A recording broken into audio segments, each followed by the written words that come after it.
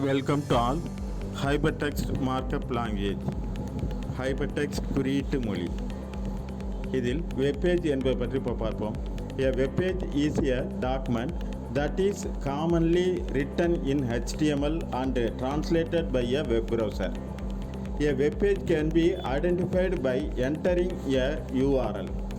A web page can be of the static or dynamic type.